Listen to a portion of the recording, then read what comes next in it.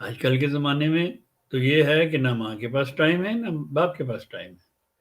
بچہ ماں نے گھر کے کام بھی کرنے ہیں, ماں نے اور بھی کام کرنے ہیں, ماں نے اسکول بھی لے کے جانا ہے بچے کو, ماں نے ڈاکٹر کے پاس بھی لے کے جانا ہے بچوں کو, ماں نے لائبریری بھی لے کے جانا ہے, ماں نے اسپورٹ کے لیے بھی لے کے جانا ہے, ماں نے کوئی کلاس پہ بھی لے کے جانا ہے, قرآن کلاس پہ لے کے جانا ہے. یہ ساری ٹینشن ماں کے دماغ میں ہوتی ہے, اور جس کی وجہ سے وہ اپنے بچے کو ٹائم دے ہی نہیں سکتی.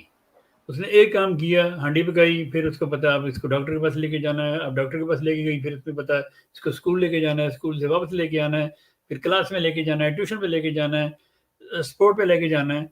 یہ ساری ٹینشنیں جب اکیلی ماں پہ ہوں گی تو ماں کیسے وقت دے سکتی ہے اپنے بچے کو؟ دادی نانی تو ہے نہیں یہاں پہ. دادی نانی اگر ایک شہر میں رہتی بھی ہیں تو وہ ہفتے میں شاید ایک بار ملتے ہوں گے یا 2 ہفتے بعد ایک دفعہ.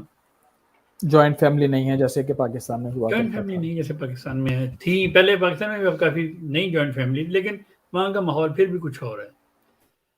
تو اس لیے یہ بچوں کی تربیت ایکچولی ماں دادیاں نانیاں ہی کرتی تھی.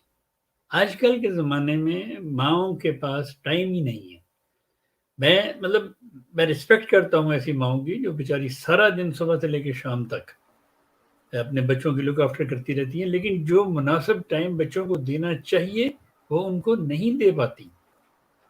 وہ ڈاکٹر کے پاس تو لے جاتی ہیں, کنڈر گارڈن چھوڑ آتی ہیں, لے آتی ہیں, لیکن ان کے ساتھ 1 گھنٹہ بیٹھ کے کبھی بھی نہیں کھیلی. وہ کبھی بھی 1 گھنٹہ بیٹھ کے کوئی بھی ماں اپنے بچوں کے ساتھ کبھی نہیں کھیلی, کیونکہ جب وہ گھر ہوتی ہے اس کو اور کام ہوتے ہیں. اس نے بچے نے سو کی یا چوں کی, اس کو لیپ ٹاپ دے دیا, کھانا کھلانے لگے, نہیں کھانا کھاتا, ٹی وی لگا دیا.